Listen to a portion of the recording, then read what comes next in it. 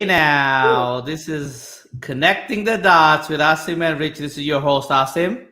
What's going on? This is Rich. Welcome back to show number 5. We're 5, I Oh, think. really? We're already five? Wow. I wasn't thinking numbers, but yeah, we are getting up there. I know this is not as fast as we want to, but I think we are producing really quality show. We're enjoying it. I really don't care if anybody else does or no, but I think we are having fun. We are producing good content. We're discussing, we're providing a different view, we're connecting the dots, as they say. But I'm just gonna get right jump in. We have a surprise guest coming in later, but for now, I want to talk about Rich. I want to talk about, this is an interesting article. I don't know what to make out of it, but because it's very reputable paper, so I'm just gonna share my screen. Right, let's just go on. Right. So it's Wall Street Journal's talking. Is an article yesterday that came out. The company named one of the biggest cybersecurity threat is their employees. What does that mean? Are they talking about insider threat? They're talking about APT. What are they talking about here? Right? Why do I have to be the one that's accusatory? I mean, I think it's clear. They're saying that employees are like the number one cyber risk to any organization and basically in every single country. This is the number one risk in cybersecurity. People have ignored it. These guys are calling it out. I'll agree. But I've never. No, I think I just want to dig in deeper more than agreeing to it. But why? I mean, what are they linking to, right? Because it's the insider threat has always been there. It's always one of the threat vector out there, right? It's always in companies' radar, especially financial firms. And why now? Why today? Is this because that most of the employees, the technology employees, are remote? But they always were remote, like, right? I mean, they always have capabilities of working remote. What is the driver for this, right? So let's look at this, right? I mean, I'll try to wake up. Like you want to see what's the driver? I think it's because I think I was telling you before, the average employee has a pretty impressive IT skill set. And I think with IT skill set, you can do a lot of misconfigurations on purpose. You can do a lot of naughty stuff internally. You can basically mess with the systems and mess with processes because you know where the breakdowns are. It doesn't take much to do collusion. You could do basically all sorts of fraud type stuff at the IT or at the business process control level, if that's the best way of describing that, man. So I totally agree with it. I haven't read the article. I mean, let's dissect the article if you want during the show. But let's look at this. So what is the chart I'm looking at? Can you see this? You have to put it bigger, but as long as I can't personally see it, but you're gonna have to read it out to me. You're gonna dish it out to me, little by little. We'll do a little scoop of this. Well, it says the percent big worry, right? Concern about malicious insider grows along with company size and grow to a greater degree that concern about other factors, right? Percentage of responders who consider the following actors to be cybersecurity threats, right? So the responding companies' revenue. Okay, this is interesting. So they are talking about the companies who respond to the survey. Inside of malicious employees, the companies over 1 billion of revenue is about 81% of the companies are saying the inside of malicious employees are their concern. I guess the larger the more the revenue, the more the concern. The smaller, the under 250 million, they are all concerned but not as concerned. So they're just talking about it from a money perspective. What about the average age of employee? Do they have age? Are they looking at age in that article? I don't think so. I don't think so. Let's control F. Have that. Give me the up to that article. We control F if they're actually trying to compare statistics just around age, about age, because that's what I think is determining. You can figure out if a company's susceptible if their average employee base is they're younger than 25 years old. I think startup companies basically even because like a startup company, you know more about the company. Means you could do Right. more damage in a startup versus like a larger corporation. Give me that link, man. Let me look that up. But anyhow, Yeah, we can look into that. But I wanted to talk about something interesting. I want to actually drive this. I know I started with the article, but I think this really brings up a good point, right? I think the companies needs to worry about getting hacked more than ever before, right? Because I think we started talking about most of the employees. I know you're laughing at this, but most of the employees are working remotely, right? People who never worked in work remotely and are working remotely, and especially the companies who do not provide their own hardware. I'm talking about small and medium-sized company. People are using their own personal laptops, which God knows what is on it. If even if they have antivirus and they're connecting to the work network. What are your thoughts on that? I agree with everything you said, Asim. I mean, it's just like that's what I said. Like it's the number one risk. It's I think a problem. I think most companies ignore it. Most So companies ignore that. so I guess I'm also leading the conversation towards we talk about the problem, what the company should do, right? The smallest company, they don't have the budget, they only have one person or five people, IT staff, what they should do. So like I think this is a common issue. I think that the first step is to just basically understand that you have to focus more on it, and after you focus more on it, like how do you monitor things? And eventually you might get into this. Well, a good solution might be having really super granular access control audit logs, so you can figure out what everybody's touching, what everybody's doing. So it starts to be like you start to micromanage everybody's activity. As an example.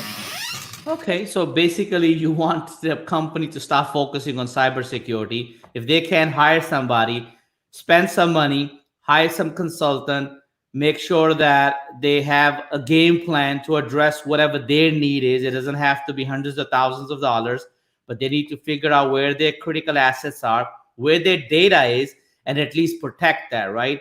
And then all the remote employees just ensure that the access, especially, is need to know basis, right? And don't just open access to everybody at all the time, right? So they can focus on few points, right? Critical data, critical hardware, software, critical. I think I said the data, but whatever their business data is, right? Protect that. So I think they start looking at, and I think from a framework or industry standard perspective, I like the CIS. Is a very simple. It's great for small companies. It's not a hundreds and hundreds of pages of framework they need to read.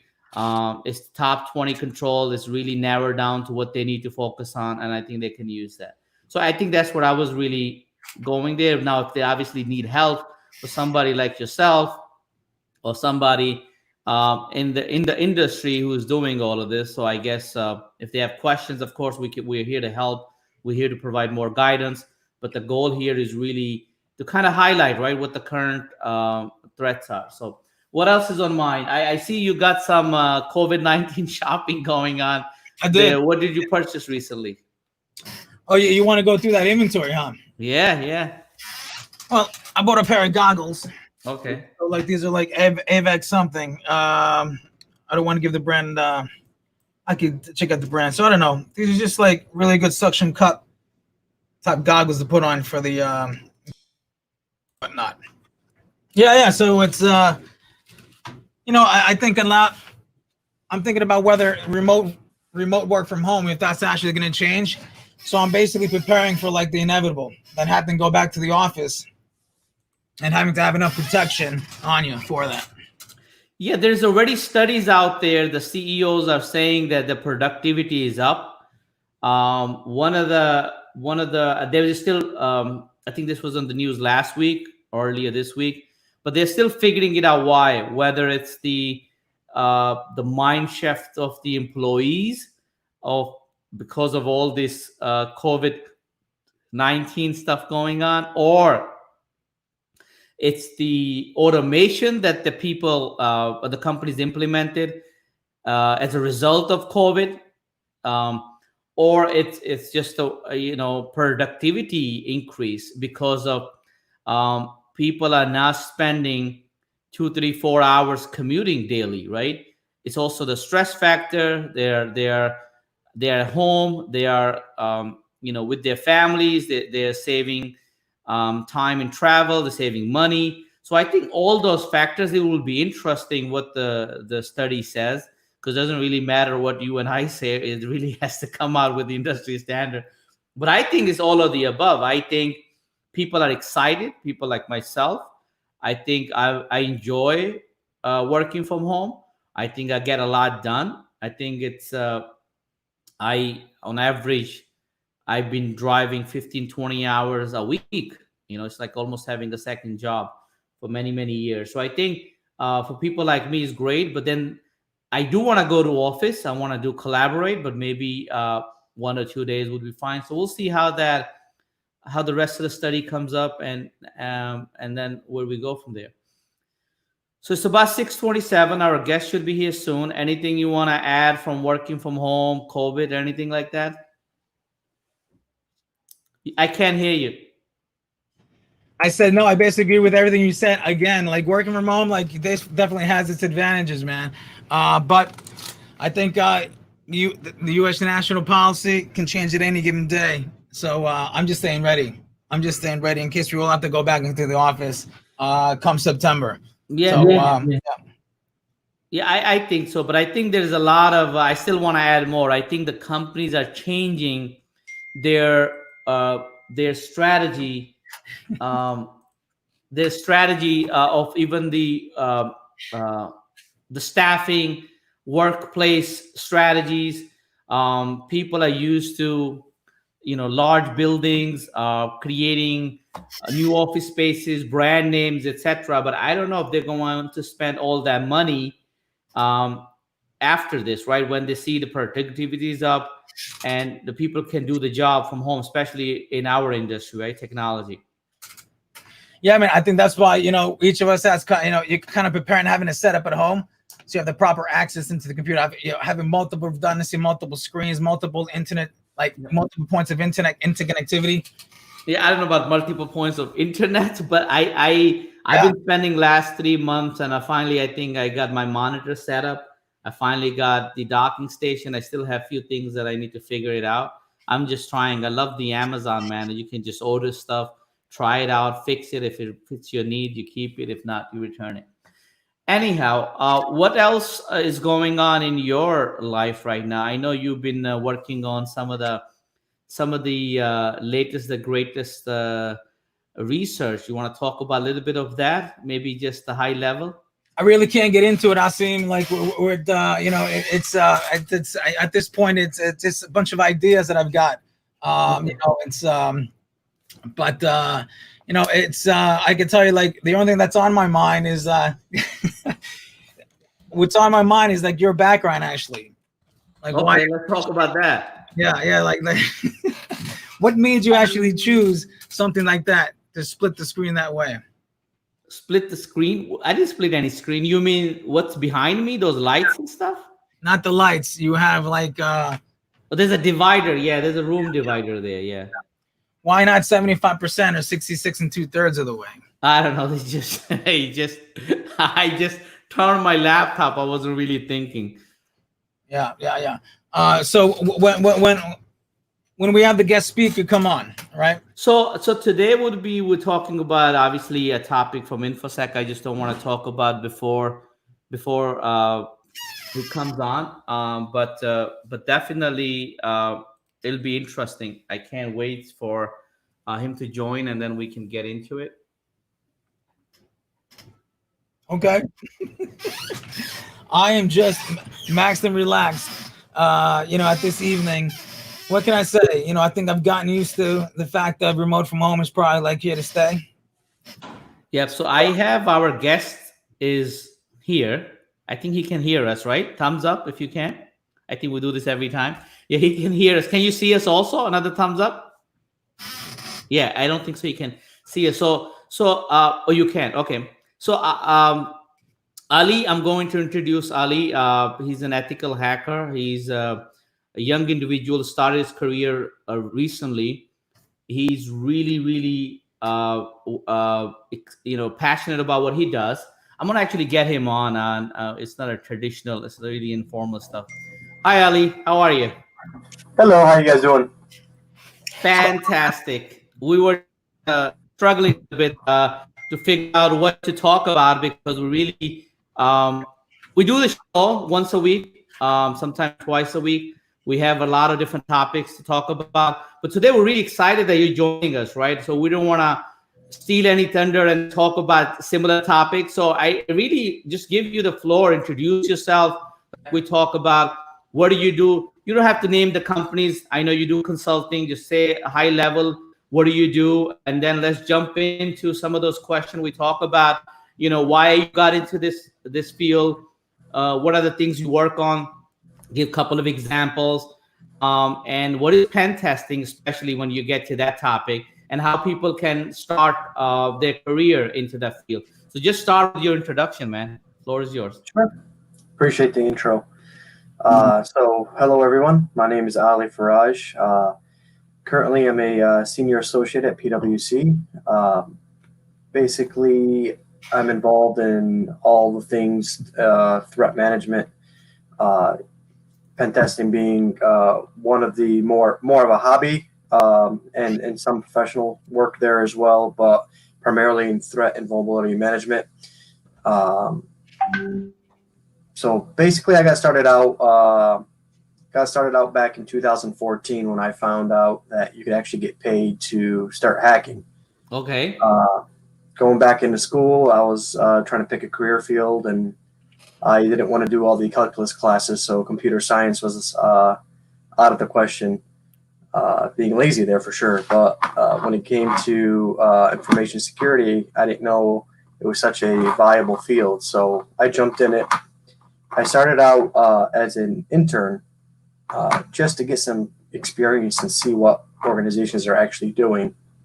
So I'm just gonna do a little bit interactive stuff. So you got internship, right? What you at the college, third, fourth year? Is that what you're talking about? Okay. Yes. Okay. So I was interning just to see what companies are doing in terms of cybersecurity and pen testing, and was really surprised to find out that stuff I used to do as a kid, I could actually make a career out of. And the pen testing draws a lot of the younger folks to the industry, right? Like everyone wants to be a hacker, everyone wants to find a way to crack things and break into systems. It's the fun, right? I still get super excited every time I get into a system. Okay. It's like your first time every single time if you're really passionate about it. So from there, I decided to up my next level of studies and go into a master's program after I finished. And I chose to do my master's with SANS. And I went about the path of the pen testing route, where the industry certifications like the GPen or the OSCP and the OSCE is next on my list because I just finished the GXPN. Basically, they're everything from intro to pen testing to advanced penetration testing, where you're developing your own exploits, you're writing your own tools. So it's been a nice journey to get an experience on both ends of the spectrum.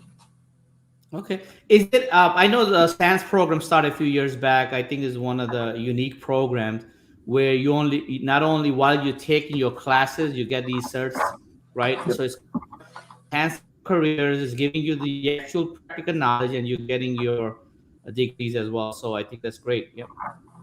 Yep. So So tell me about basically, pen testing. Is it simple as I've heard? You just get some tools and then plug some stuff in, and the tool does everything, or you need to actually know a little bit more than that? you definitely need to know more than that. First, I will say, don't test random stuff on the internet. Sign up for Exactly. Hack the Box. Sign up for Try Hack Me. Sign up for any type of lab environment. If it's publicly exposed to the internet, don't do it unless you have written authorization from that company. Okay. That'll at least save you the legal headache. The bigger headache is trying to understand what you're attacking, why something may be configured in the way it is, and the bigger challenge is figuring out how to fix it from there as well. Because pen testing is not just about breaking in; it's about writing a report to an organization to where you're going to have some sort of value Right. and recommend how they're going to fix the security holes that you just exploited. A lot of the challenge comes from for new pen testers is understanding the underlying operating system. You have your Linux and then you have your Windows, and attacking each one and even each version of Linux and Windows is entirely different.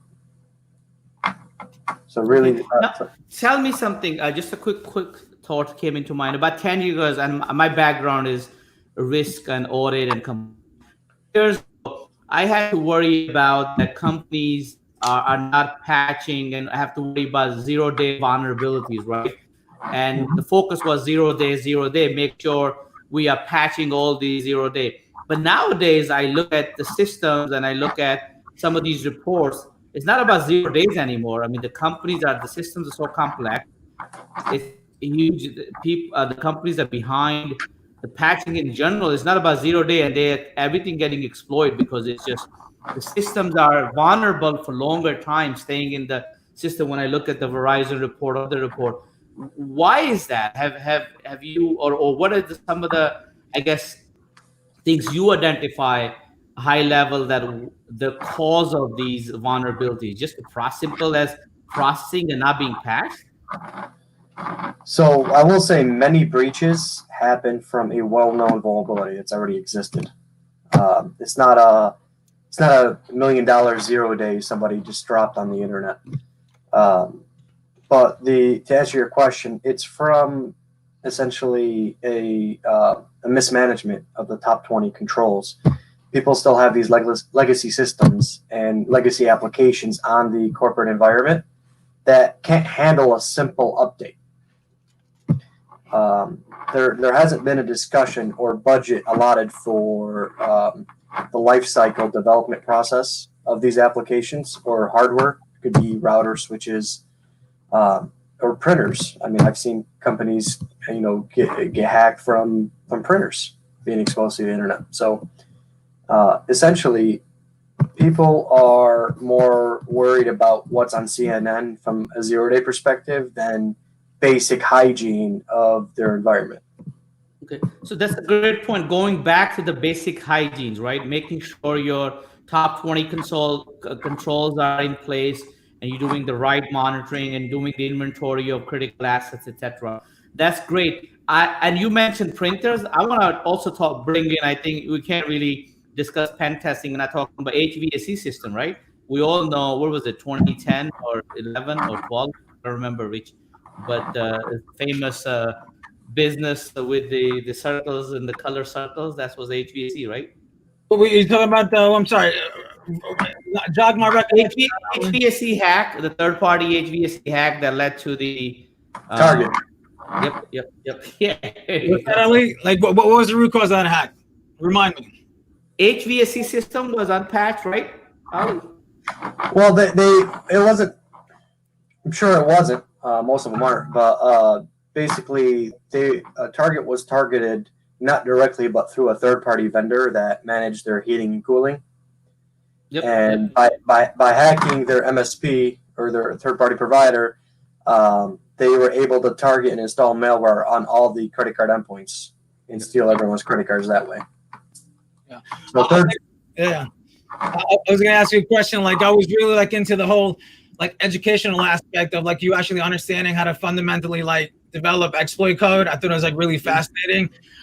Would you say that you gained all of those skills primarily outside of the traditional academic circles, and then you gained all those skills by basically going to the proper forums and maybe not the underpinnings of the darknet, but at least going to less known websites and distribution groups where you're basically amongst that organization of just reverse engineers?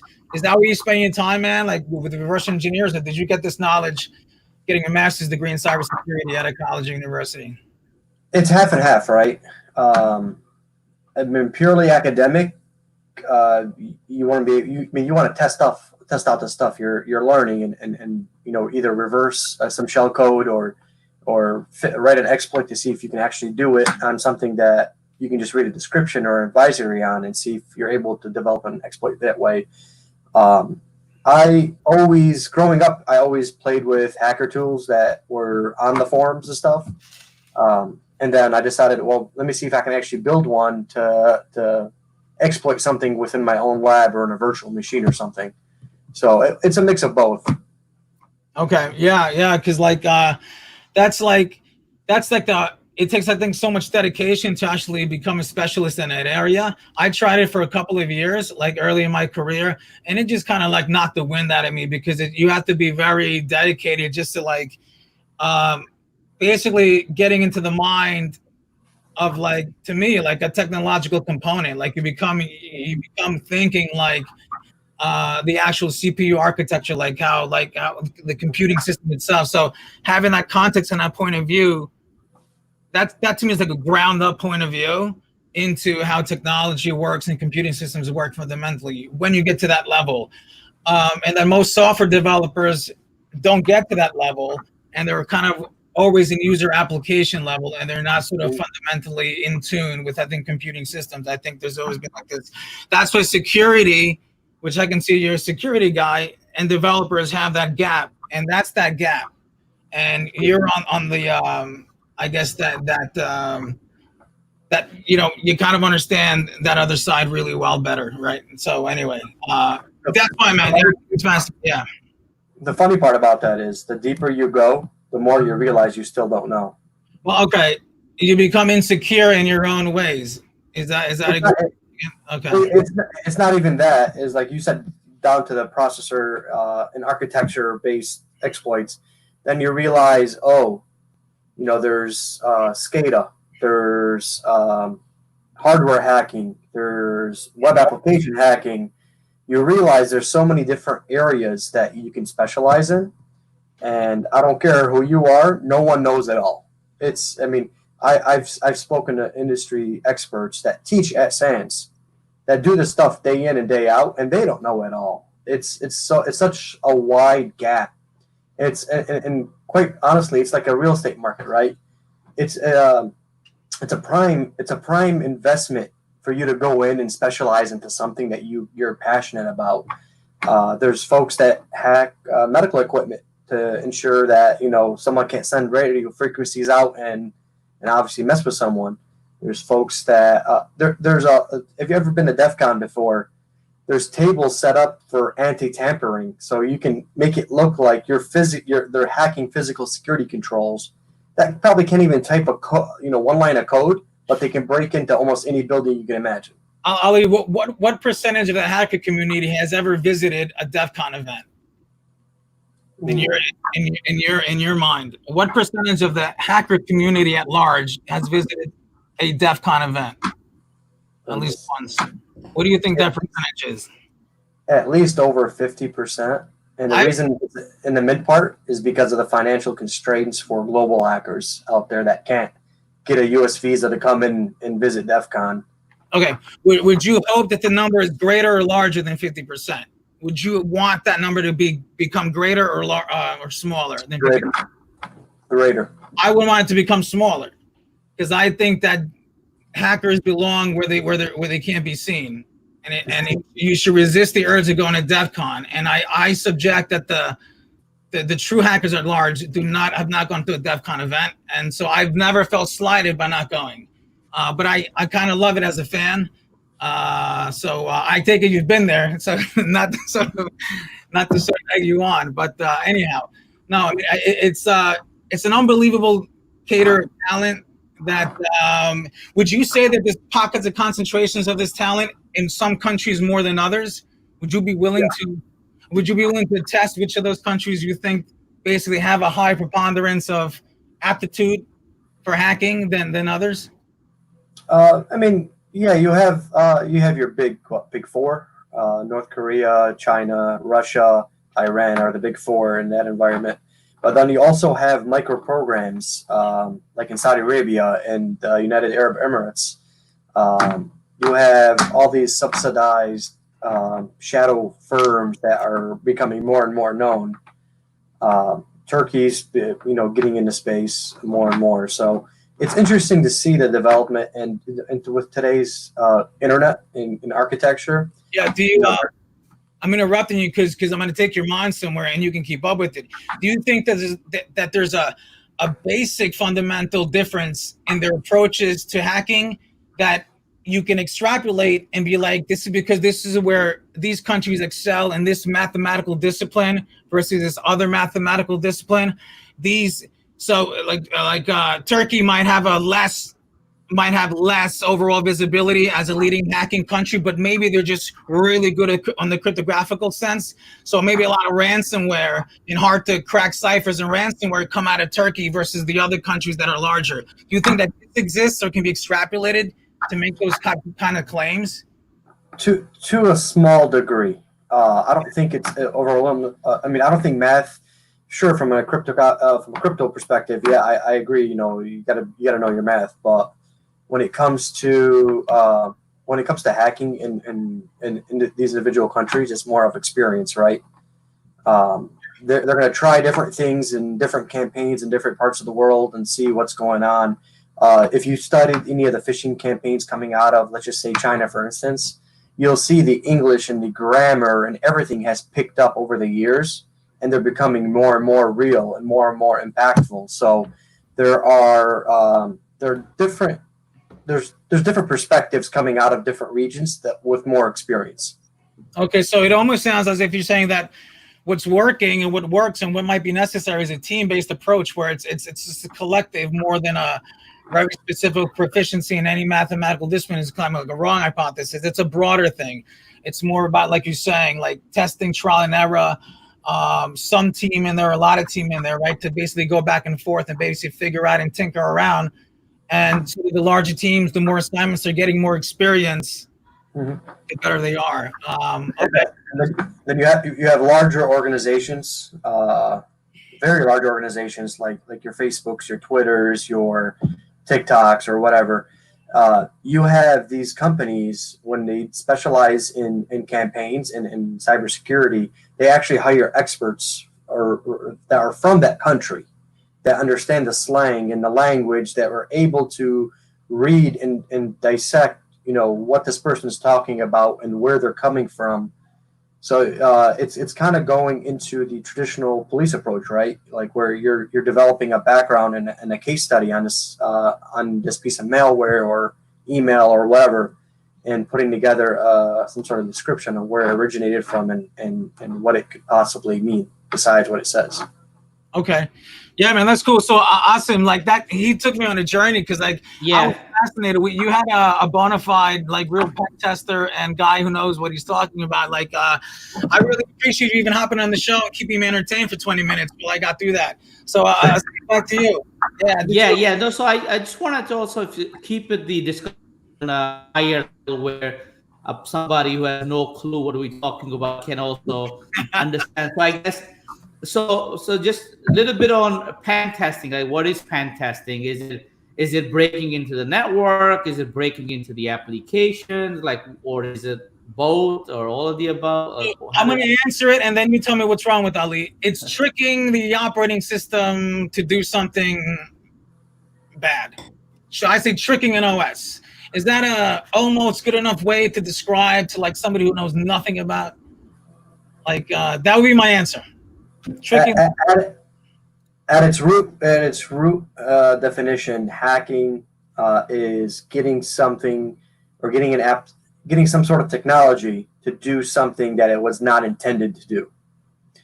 That's at its very root core. So, for folks that are just looking to break in and learn more about it, think of it this way: you turn on your computer. You have a password or a PIN or something to be able to log in. Are you able to bypass that?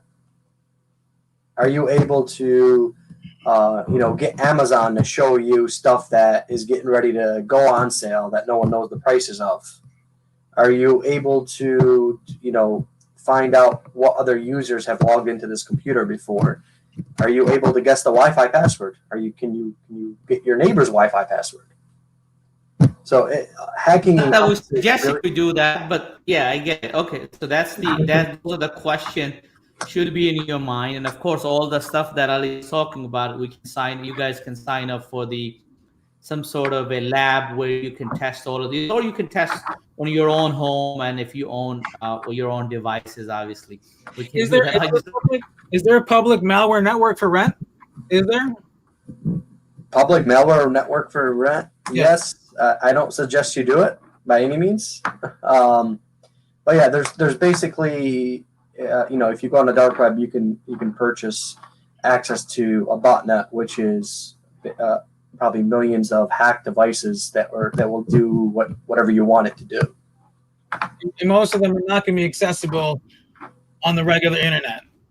No, it's definitely on the dark web. On the regular internet, you're probably signing up for an FBI trap. Okay. I told you. I told you that. Thank you, Rich. So talk to me through somebody who has no background in IT, just coming out of college or still in college, or don't even have a college degree, but have a high school, but is a young individual who wants to get in, hardworking.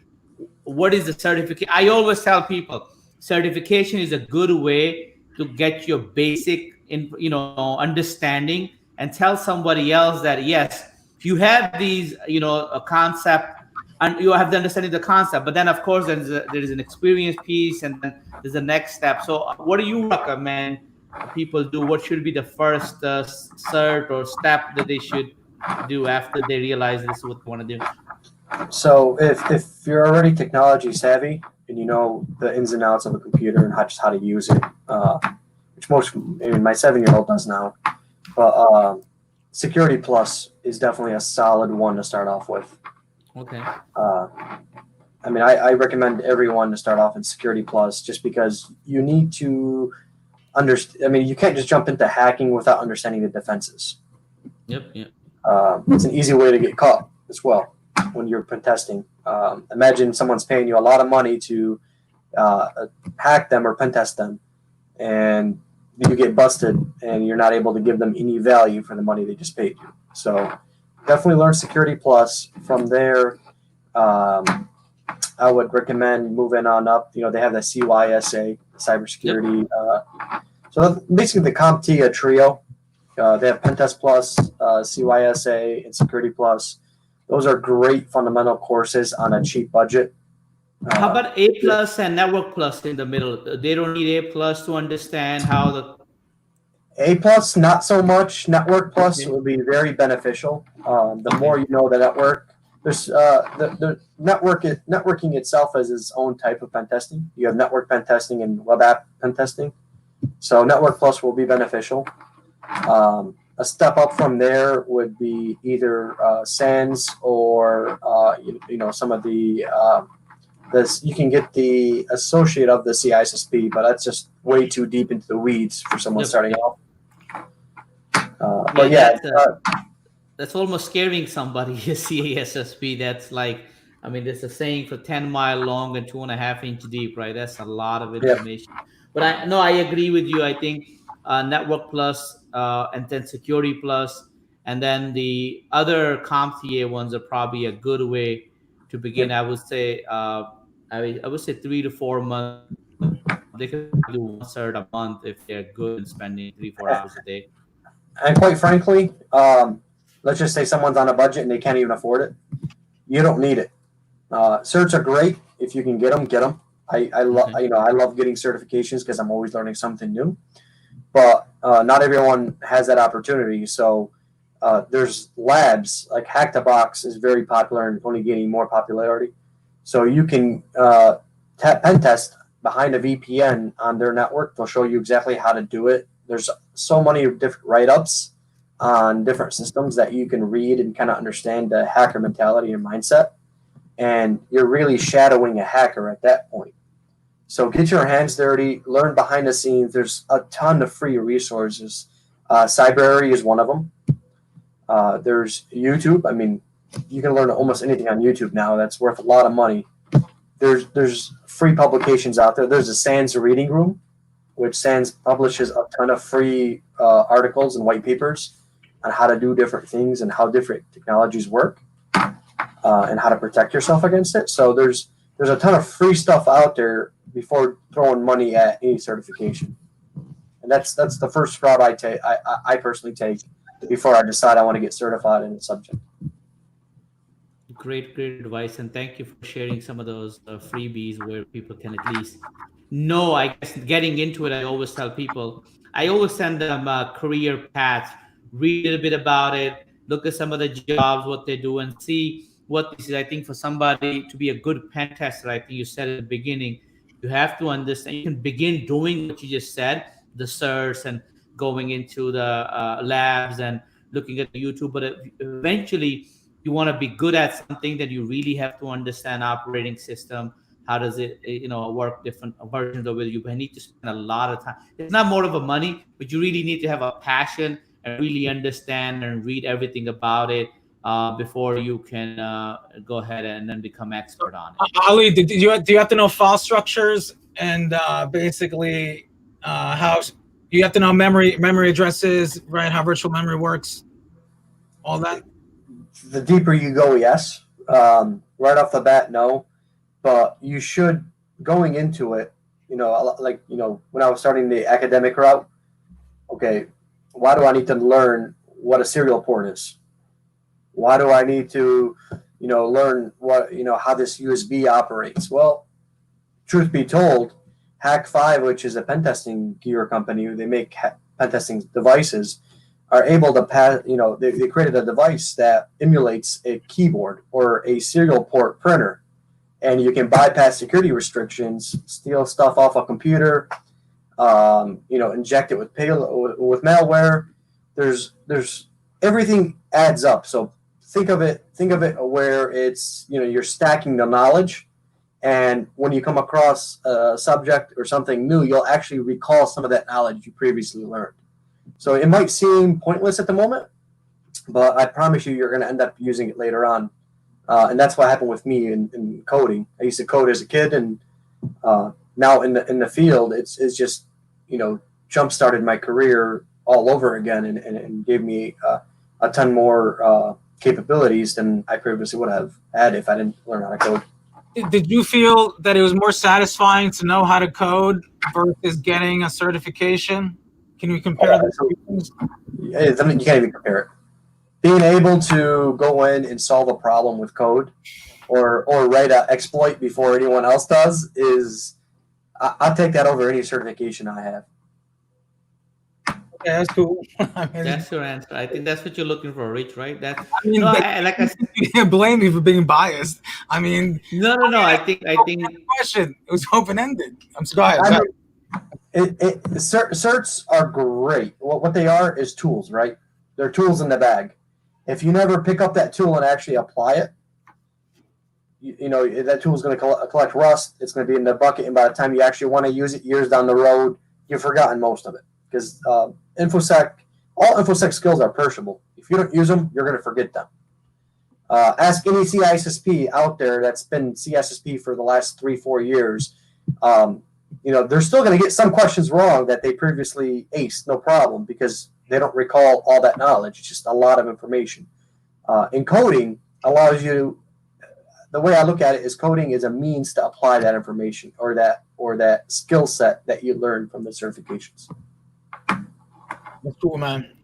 Yeah, man. I mean, that's like that's legit stuff, Asim. I mean, this guy, it's like, I mean, you see the passion. I think Ali, you're talking about, how to be not only get into the field, but also how to do it right. I mean, you're saying the right things because you want to tell people that if they want to be good at something, they need to learn some of that. Now, they don't have to be 100%, engineered to design an operating system or best coder out there. But I think what are you talking about? They need to understand how the systems work. They need to have a deep understanding, and they need to also know how the coding is, the syntax and the common errors, at least how to read it.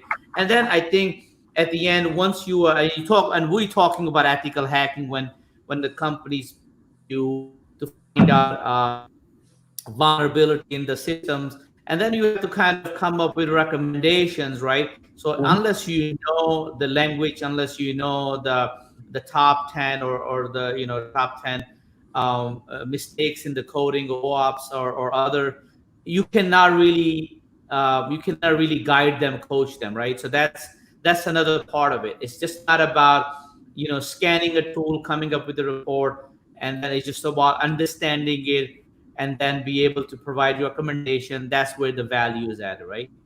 Yeah. So basically, exactly what you said. Um, your job being in this field can either be very high level where you don't need to learn how to code.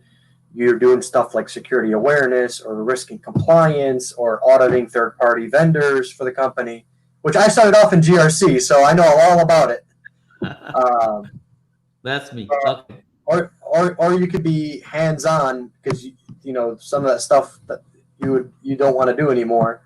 And I like to play with things personally, so by all means, if someone ever asks my parents, they'll say I broke everything I ever put my hands on. Um, and that's just who that's my personality. I like figuring out how things tick or how things work. You don't have to be you don't have to be a nerd like me. You can just like fixing security problems or coming after people like me, where you can build detections. Oh, this hacker was talking about this. Maybe I could write a rule that will trigger if someone ever repeats what this person was talking about in my system, or my sim, I should say. There's a lot of different areas in infosec where you really don't need to be all the way. I mean, there's people I know that speak shellcode, and if you know what shellcode is, you know it's not fun. Um, I've dabbled with it. I don't know how too deep I want to get into it because it does get pretty extensive. But everyone has their limits, and you really don't. It's not 100 or nothing. Get in, play around. A Security Plus, if you have a .edu account, you can get it for like $200. It'll give you a good perception of what the infosec industry is about, and then you'll play around for at least 3 to 4 years. And once you hit around the 4 or 5 year mark, you'll finally figure out what you like, what you don't like, and you probably specialize after that. It's pretty solid. Great. Pretty solid, man. I like that a lot. I like that a lot. I gotta give props to Ali for sharing that because like that's real stuff, man. That's you should market that, man. I think it's a really, really, really good like way to get people excited about hacking because it's actually doable. It's a really good roadmap. If I had that guidance straight out of college, I think it would have been better for me. I had to sort of figure it out. I think Asim had to figure it out, right? We didn't have like this cool roadmap to do. And I actually stole that from one of the SANS instructors, John Strand. I read it when I was first breaking in, and I was like, 5 years for me to decide what I want to do? No, that's crap. And then Yeah. it's really not. It's like you need the repetition. You need the experience. Think of it as working out, right?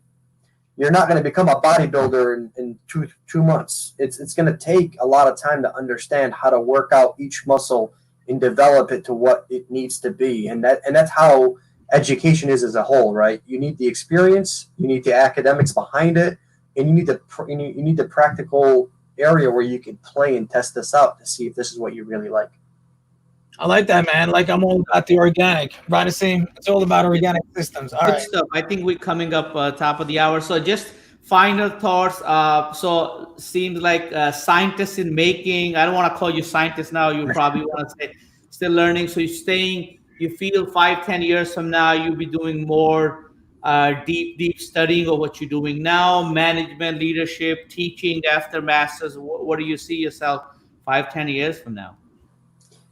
All the above, if that's a possibility. But basically, I love teaching. That's something I definitely want to go down and really help others. But I've always had a problem with people saying, "Oh, you can either be a manager or hands-on techie." I don't agree with that statement. I think there's a happy median, and it's somewhere where you can still be hands-on and like leading a DevOps or security team. You need to know how this stuff works. You can't. I mean, obviously, you have to rely on your people, but you have to be able to guide them when they run into walls. So hopefully, somewhere in the middle. Good answer. Any final thoughts, Rich? No, man, this guy, you're impressive. You're an impressive dude, man. I'm really happy you came on the show. Like, you livened me up because usually I'm like half passed out, and you really got my juices flowing. When I think you're just legit, man. And so, like, kudos, power to you, because you do it every day. And I guess you fall in love with it, or you just find it self-satisfying. And I salute you, man. You're like a Marine. I consider all hackers Marines. They can get blown up to shreds, they can get arrested, they can get sued, they can get who knows what happens in the underground. So yeah, that's how I view you guys. So Yeah, I would say just a true passion. We talk to a lot of people. I mean, people are in for money, people in for the job market, safety, a lot of reasons. But a lot of, only few that are in for passion, and I think we can see that, right? So we don't have to say. So any final words, any final comments on somebody who's getting into? I think you talk about this is the final words, I guess, and then we can call it a night. Just jump in. Don't don't hesitate. You can reach me at Twitter at InfoSecAli or on LinkedIn, InfoSecAli as well on there. If you need help, breaking into the industry, you need direction, you have questions, hit me up. I'm available. I might be delayed in responding. Asim knows how late I can be sometimes, but I will respond. okay, man. Appreciate it. Thank you so much, Ali, for joining. We'll be in touch soon. All right. Take No care. problem. Have a good one. Yo, I seen that was pretty cool, man. That guy was You see the passion. I think this is what it is. I think I'm glad that we can bring anybody in to talk about this stuff, but I think people need to see the real deal. You can't just come in, take the cert, and call yourself a pen tester. I'm just talking about this particular field, right? You have to have a little bit of technology passion. I'm not saying you come up with the passion, but at least you have to have curiosity. You want to be to break things or find out things, break things not physically, but obviously system wise. I think the example he gave in when you boot up your machine, you have a password. If you want to bypass that, these are some of the questions that you have. Is that something interests you, or you don't want to waste your time and get right in there? If you just want to get the password and get in there, maybe you can pick other fields in technology, but maybe pen testing you're not. I'm just making it as simple as possible. yeah, that Yeah. guy woke me up, and he was like, what he was saying. At first, I was like, "Is he really saying these things?" And I was like, "Yeah, this is fantastic." You could just tell, man. Some people, this is the real threat, though, because then a great guy like him, like if I say, "What if he turns rogue?" Right? He has a great skill set, and there's a lot of people who are developing the skill set, and they're sometimes I think that that's why you have black hats, gray hats, white hats. It's a shared skill set, and it's how you do it responsibly. So anyhow, I think you're connecting the dot with the earlier the Wall Street Journal. we didn't ask about But I want to, before I go there, I just want to wrap up. So he said basically anybody who's coming in, obviously you have to have a little bit of curiosity. You can start with network. CompTIA suite of certs are great way to get in. Network Plus, Security Plus, and we'll put this in the description later. Hackerbox, Cybrary, all these free YouTube, all these free tools that you have, you can go in and understand. And I always tell people, take the training. He's talking about a few years. I'm saying spend a few hours, watch the video, watch the training. And if it's putting you to sleep and you have zero interest, then maybe this is not for you. But we'll find something that you like, and we'll continue to bring up these points. I figure pen testing is really hot. Some of the features, some of the great things that you can do with, obviously, other than having fun with the system, most of these jobs are remote or traveling. Once after, I know before COVID-19, there was a lot of travels, a lot of remote work that was being done. And one more thing I wanted to highlight: all of this hacking, we're talking about ethical hacking. When company hire you, they pay you money, and you sign disclosure. The goal is that they're identifying, I think I said this earlier, they're identifying vulnerabilities so they can fix the system. So adversaries or the bad people cannot get in. So I think it's important to say that. With that, I think I'm done. Anything else, Rich, you want to add? No, man, I just had a lot of fun, and so like I appreciate again you getting this set up, man.